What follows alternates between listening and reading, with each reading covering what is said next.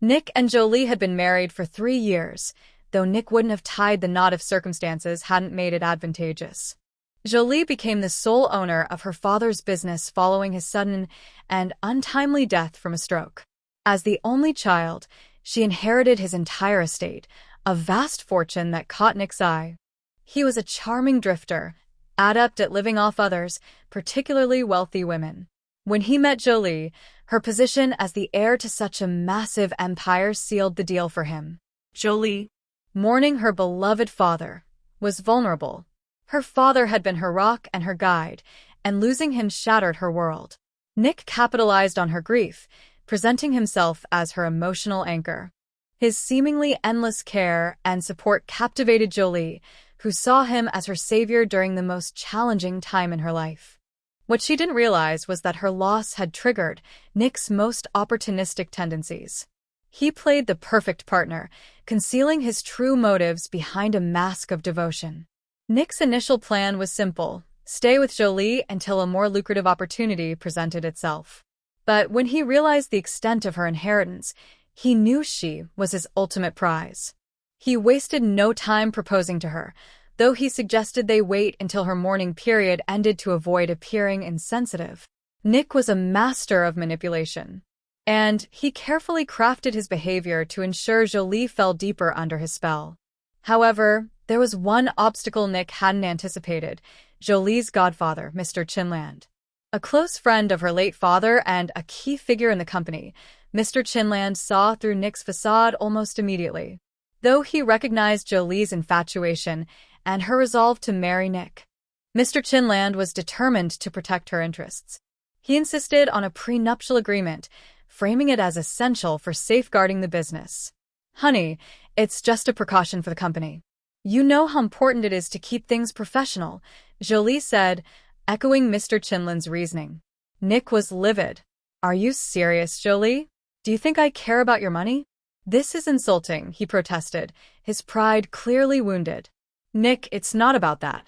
It's just a formality. My godfather really insists it's for the business," she explained, her voice calm but firm.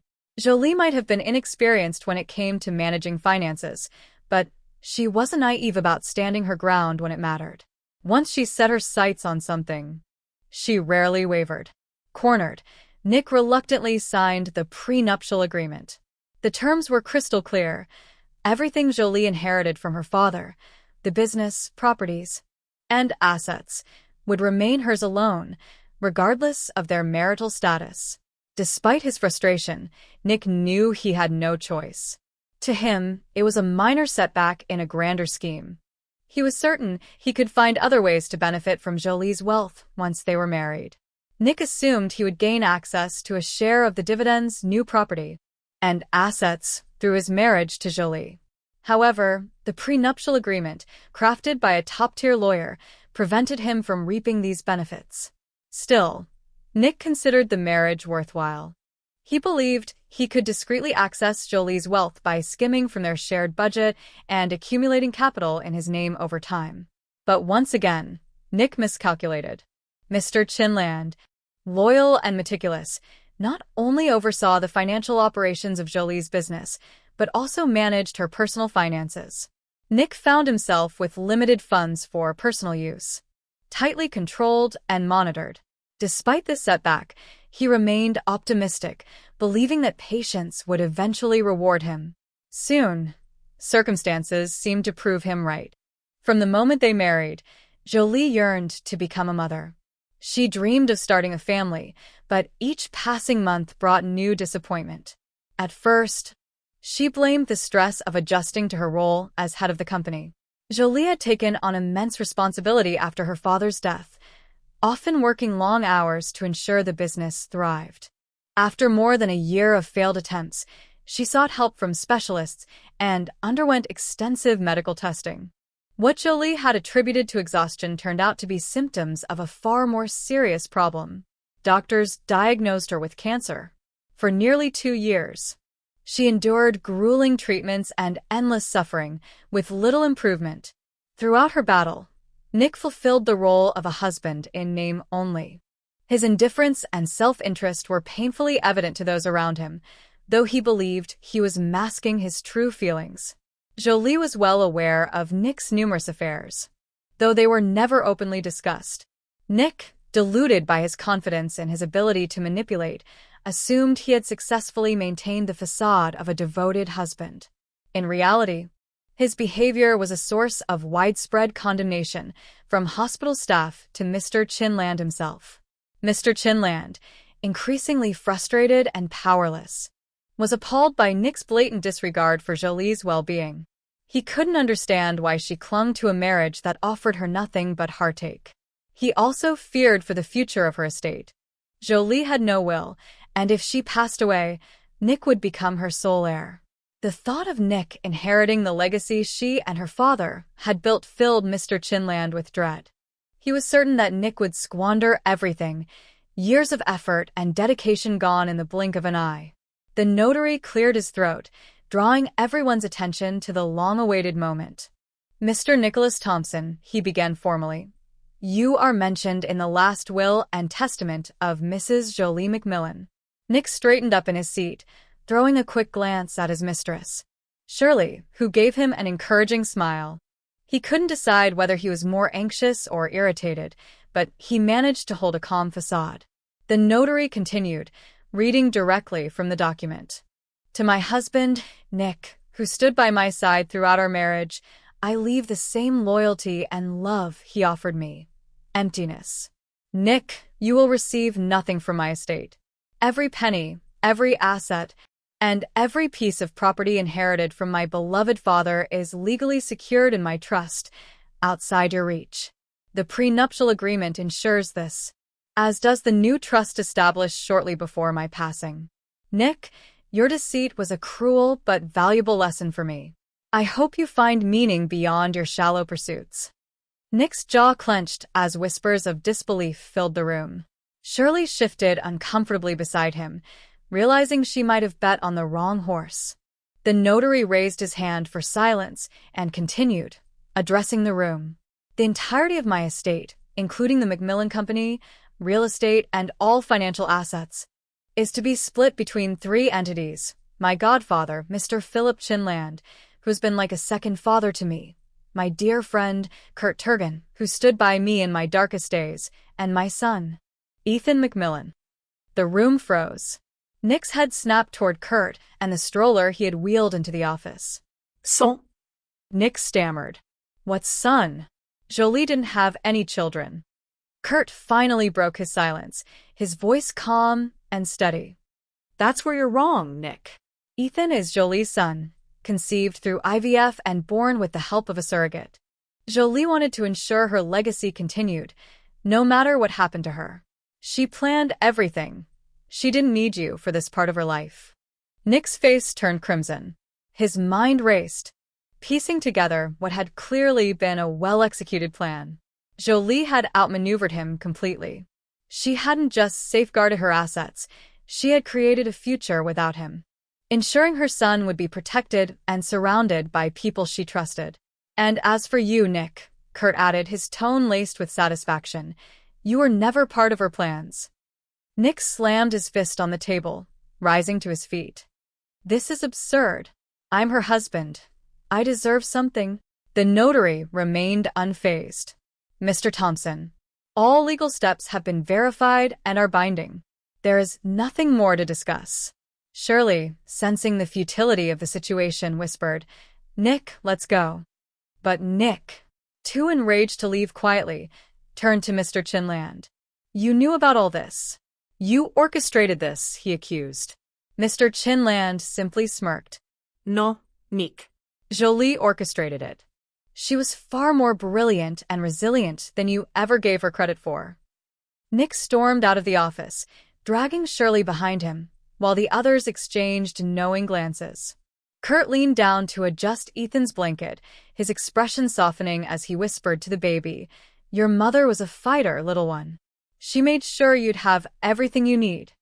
As the notary concluded the reading, Mr. Chinland and Kurt walked out of the office together, the baby cooing softly in the stroller. Jolie's legacy was secure, and her final act of justice had ensured that the vultures circling her fortune would leave empty-handed. Finally, Nick's name was mentioned, and the notary read aloud, "To my lawful husband, Nick, I deny the inheritance." The words were brief, but devastating. The notary then looked directly at Nick, asking if he understood the meaning of the statement. Humiliated and seething, Nick nodded in reluctant acknowledgement. Shirley, sitting beside him, tried to stand, clearly ready to leave in dramatic defiance, but Nick gripped her hand, signaling her to stay. She shot him a questioning look, but he ignored her. Despite his overwhelming desire to escape this public embarrassment, Nick couldn't bear to leave before hearing the rest of what he was sure would be a final blow to his pride. After a brief pause, the notary continued reading the will. "I bequeath all my personal property to my only son, Robert Turgan. Until he reaches the age of majority, I appoint his father, Kurt Turgan, and Mr. Chinland as the child's guardians and administrators of the estate." The room fell silent, except for Nick's audible gasp. A son? Jolie had a son? And Kurt was his father? The revelation hit him like a physical blow, leaving him stunned. "What are you talking about?" Assault? With Kurt. Nick stammered, struggling to process the shocking revelation. "Yes, Mr. Chinland calmly confirmed. Robert is the biological child of Jolie and Kurt." Nick's mind raced. He couldn't recall Jolie being pregnant during their marriage. "That's impossible. She wasn't pregnant in the last 2 years," he exclaimed, his voice rising in disbelief. "Modern medicine is a marvelous thing," Mr. Chinland said with a smug smile, clearly relishing Nick's unraveling composure. Nick's outburst reminded Kurt of the moment he first learned about Jolie's illness and her incredible determination to ensure her legacy.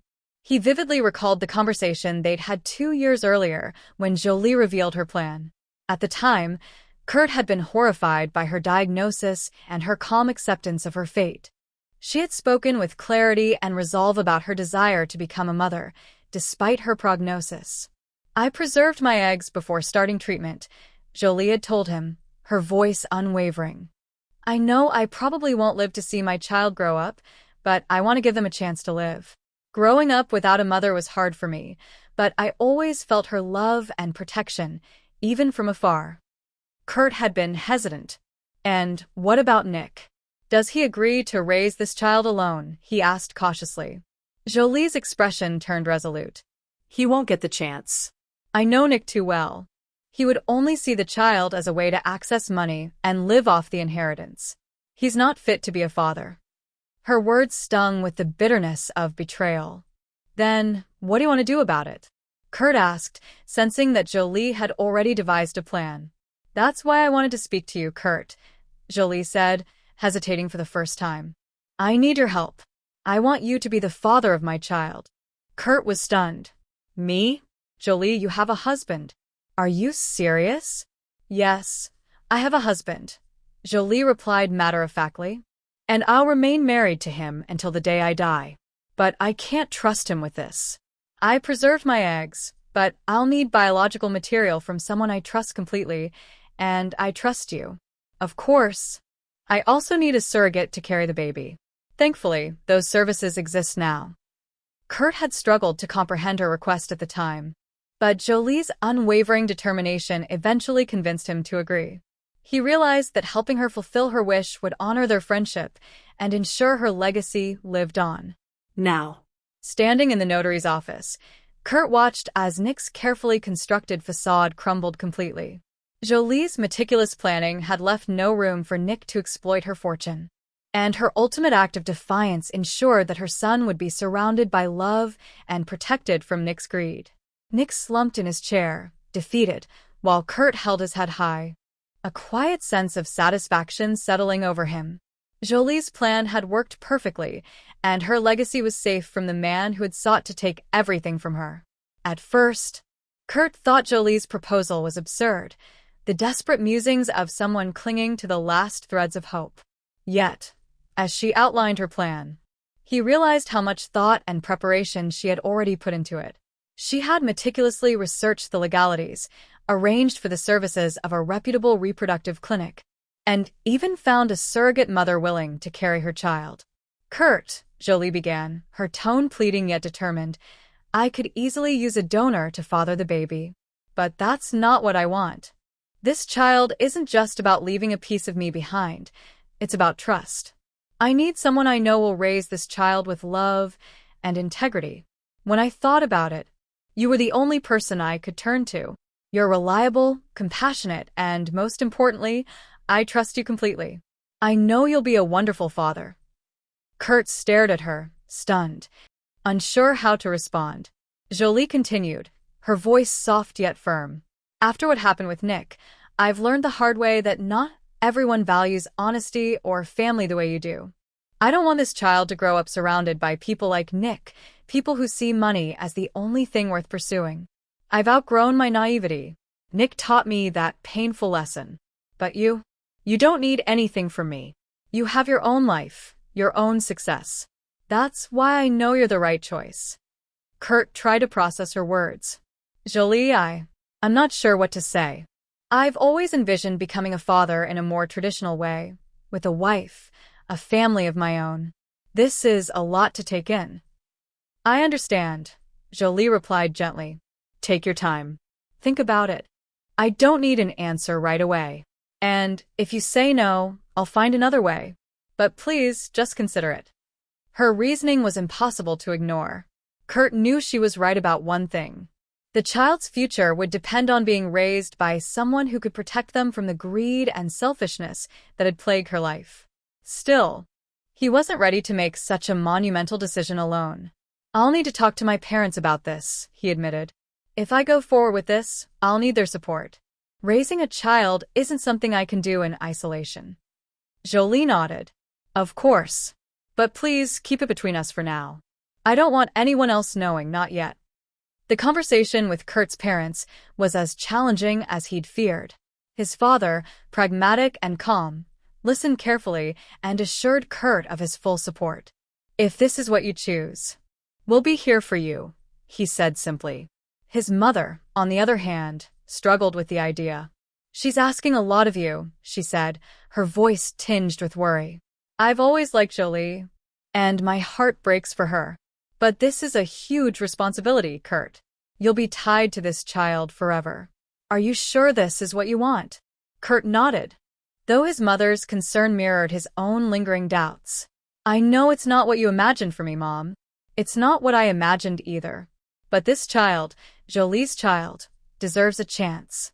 And I think I can give them a good life." His mother hesitated. What about her illness? Could the child inherit it? "No," Kurt reassured her. Jolie's doctors confirmed it's not hereditary. That eased some of her fears, though not all. In the end, she reluctantly offered her blessing. "If you're sure, we'll support you. Just be certain, Kurt." Kurt spent several sleepless nights contemplating his decision. The weight of Jolie's request and the implications for his own life were staggering. But in the end, he realized he couldn't refuse. He respected Jolie too much to turn her down, and the thought of helping her create the legacy she so desperately wanted filled him with a sense of purpose. When he finally gave her his answer, Jolie's face lit up with gratitude. "Thank you, Kurt. I can't express how much this means to me." From that moment on, they worked together to make her plan a reality. Each step, securing the necessary legal agreements, finalizing arrangements with the clinic, and preparing the surrogate, was carried out with precision. Despite the somber circumstances, Jolie's determination and Kurt's support infused the process with hope. Together, they set the foundation for a future Jolie knew she wouldn't live to see, but could trust would be filled with love and care. As Kurt reflected on the life-altering events that had unfolded, Mr. Chinlin's thoughts drifted back to a pivotal conversation he had shared with Jolie just a little over 2 months prior. It had been an emotionally charged discussion, one that began with her heartfelt gratitude for his unwavering support over the years. Jolie had spoken of how she viewed Mr. Chinland as a second father. Her words had been filled with affection and respect, but they quickly transitioned into a request that left the older man stunned. She wanted him to become the legal guardian of her son, Robert. At first, Mr. Chinland had been incredulous, unable to grasp the enormity of what she was asking. "Jolie," he had said, "are you feeling all right? What exactly are you talking about?" Jolie had smiled gently, understanding his disbelief. She began to explain everything, from Robert's conception to his birth and the meticulous secrecy surrounding his existence. By the time she finished, Mr. Chinland was left in a state of shock. "Robert is 8 months old," he repeated, trying to process her words. "Yes," Jolie had replied, her voice steady. "We've kept it hidden for this long, but it's time you knew. There's a reason I need you to step in."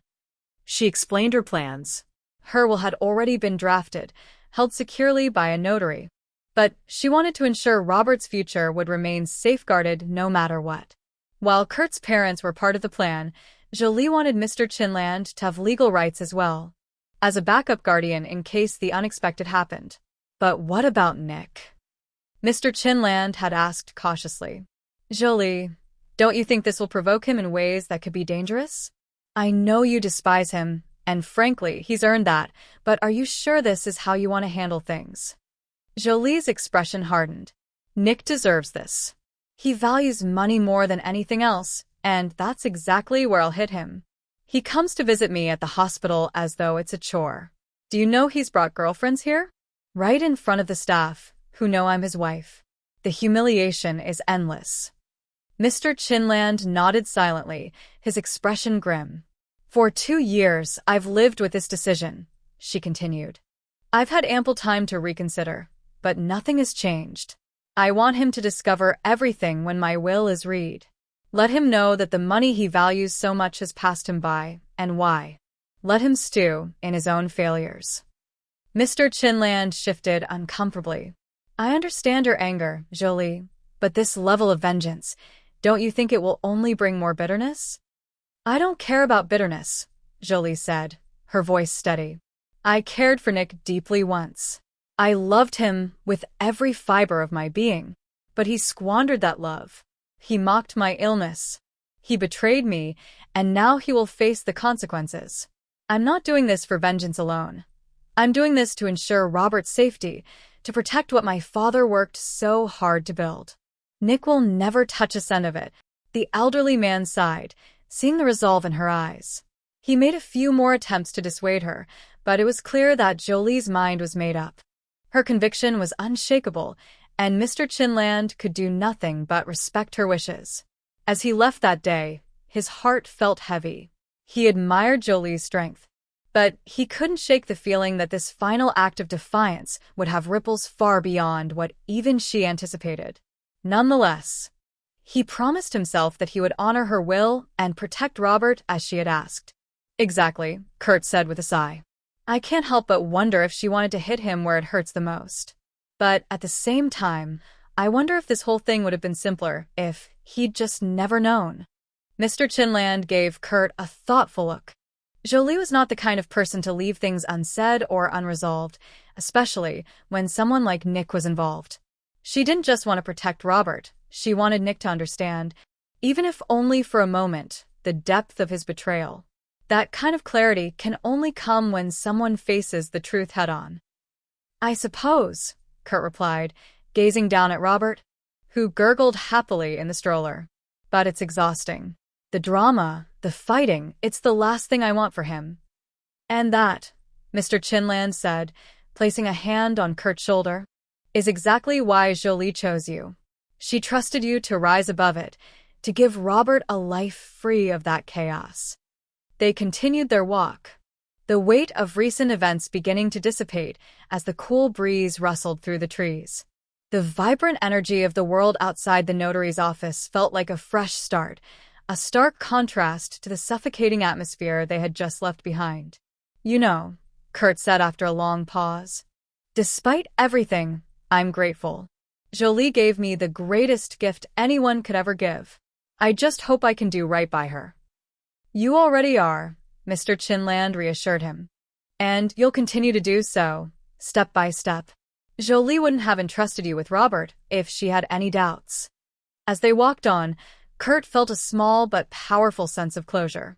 The storm Nick had created in Jolie's life was finally behind them.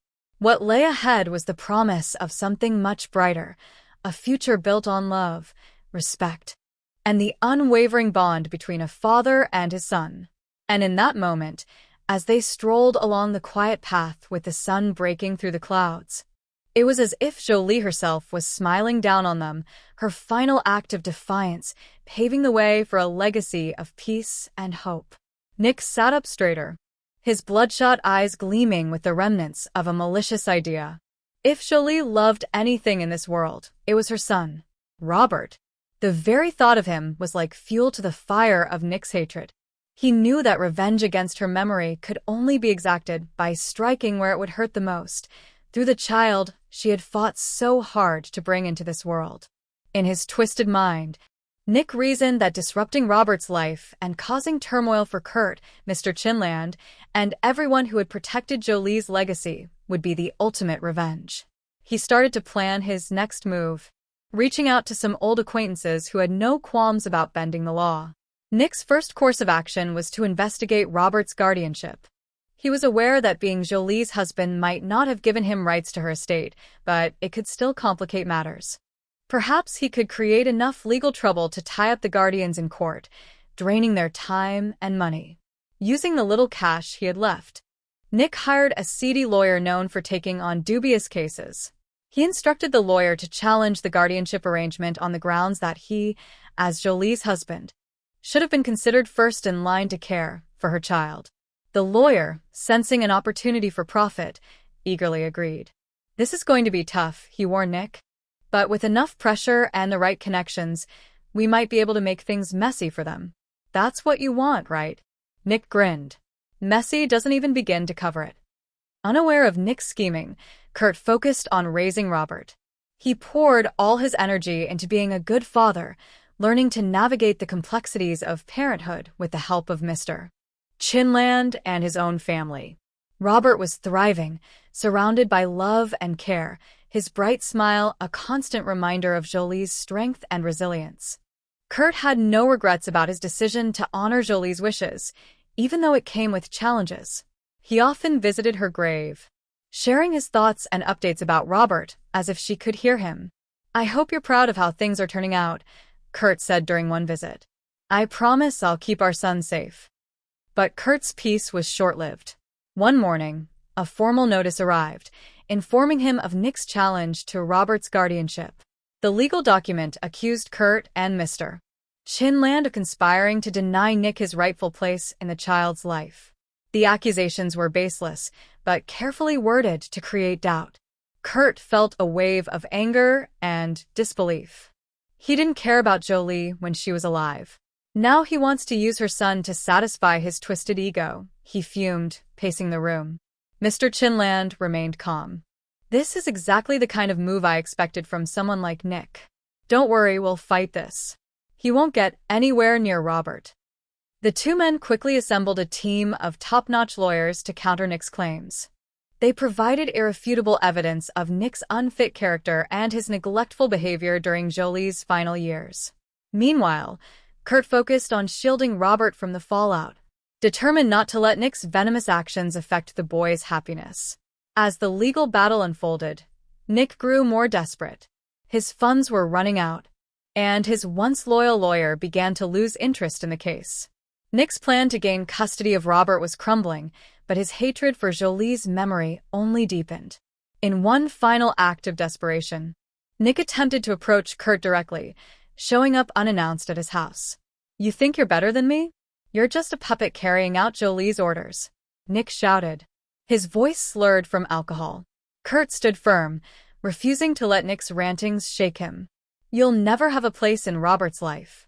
He's not a pawn in your sick game," he said calmly, but his words were filled with conviction. Nick's confrontation ended in humiliation, as Kurt called the authorities to escort him off the property. It was the last time Nick would attempt to disrupt their lives directly. Months later, the court dismissed Nick's case entirely, citing his unfitness and lack of standing. The victory was bittersweet for Kurt and Mr. Chinland, who were relieved but saddened that Jolie's memory had been tarnished by Nick's malice. Robert continued to grow under Kurt's loving care. Surrounded by people who cherished him, Though Jolie was no longer with them, her spirit lived on in the happiness and love that filled their home. Nick, on the other hand, faded into obscurity. His schemes had backfired spectacularly, leaving him alone and destitute, a fitting end for a man who had built his life on lies and greed. As Kurt watched Robert take his first steps one sunny afternoon, he smiled. Jolie's plan had not only protected her legacy, but had also ensured that her son would grow up surrounded by the love and integrity she had always valued. And, in that moment, Kurt knew she would be proud. Nick's meticulous observation began to pay off. After a week of surveillance, he noticed a pattern in the family's routines. The nanny often took Robert for a walk in the nearby park during the late morning hours. She seemed to prefer quieter paths, far from prying eyes. It was the perfect opportunity for Nick to execute his twisted plan. He spent the next few days analyzing every detail of the nanny's route. He observed the time she left the house, how long the walks lasted, and the spots she frequented. Nick even disguised himself in different outfits, a jogger one day, a birdwatcher the next, to blend in and avoid raising suspicion. His obsession with revenge had consumed him entirely. Finally, the day arrived. Nick prepared everything he needed for the operation: a stolen van with fake plates, a baby carrier, and a hooded jacket to obscure his face. He had even procured a wig and glasses for added disguise. His plan was simple but sinister. He would approach the nanny on one of the quieter paths, pretend to be a concerned passerby warning her about a supposed danger ahead, and then snatch the child when her guard was down. As the morning sun broke through the trees, Nick parked his van on a side street near the park. He slipped into the woods and positioned himself along the path where he knew the nanny would walk. His heart raced as he waited, the adrenaline pumping through his veins. When the nanny appeared, pushing the stroller and chatting on her phone, Nick stepped out from behind a tree. "Excuse me, miss," he said, feigning urgency. "There's a suspicious man ahead. I saw him lurking around. You might want to turn back."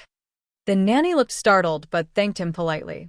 As she turned the stroller around, Nick lunged forward, pushing her aside and grabbing the baby.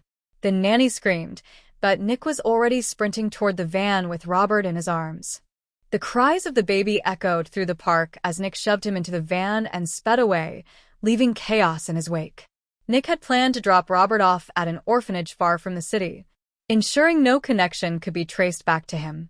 However, his plan began to unravel almost immediately. The nanny's quick reaction to call the police, combined with Kurt and Mr.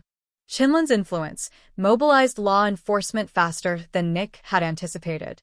Within hours, roadblocks were set up across the city. Surveillance footage from the park revealed Nick's stolen van, and his face, though partially obscured, was recognizable to those who knew him. As Nick drove toward his destination, he realized the net was closing in. The sound of sirens grew louder, and he knew it was only a matter of time before he was caught. Desperate and panicked, Nick abandoned the van on a desolate road and fled on foot, leaving Robert safely in the back seat. The authorities found Robert unharmed shortly after and returned him to Kurt, who was both relieved and furious. The incident left the family shaken but determined to ensure Robert's safety in the future. Nick's reckless actions sealed his fate. It didn't take long for the police to track him down. He was arrested and charged with kidnapping, among other offenses. In court, his delusions and vengeful motives were laid bare for all to see. The judge showed no leniency, sentencing Nick to a lengthy prison term. With Nick out of their lives for good, Kurt and his family focused on rebuilding a sense of security. The ordeal brought them closer together, reinforcing their commitment to raising Robert with love and protection. Jolie's legacy remained intact. Her meticulous planning and the strength of those she left behind ensured that her son would grow up surrounded by the very best of what she had fought to provide, a family united by love, loyalty, and resilience. And as Robert took his first steps in the safety of their home, Kurt knew that Jolie's spirit was with them, guiding them through the challenges and triumphs of life. Nick meticulously selected the nanny as the weakest link in his twisted plan. She followed a predictable schedule, walking the baby through the same forested paths each week. Luck was on Nick's side. On Wednesdays, the nanny routinely left the safety of the gated community, taking a scenic route through a nearby forest clearing to meet another nanny. They would exchange stories and laughter, completely at ease. Nick reduced his surveillance trips to avoid raising suspicion. Instead of visiting daily, he restricted his visits to Wednesdays, the designated day for the nanny's walk. After 4 weeks of observing the pattern, Nick was confident the routine wouldn't change. He resolved that the next Wednesday he would strike. Nick went to great lengths to prepare for the crime. He purchased a powerful stun gun, paid for in cash to remain untraceable. He obtained an old car, outfitted it with stolen license plates, and planned a discreet parking spot near the forest path. To conceal his identity, Nick invested in a disguise, altering his appearance to ensure he couldn't be identified. His obsession consumed him. Every waking moment was dedicated to refining his plan, and the anticipation of executing it gave him a morbid sense of satisfaction. The day of the kidnapping finally arrived. Nick parked his car in the predetermined spot and waited in the shadows. As the nanny appeared with the stroller, Nick's heart raced. Seeing the peaceful baby, who curiously observed the world around him, gave Nick a brief pang of hesitation.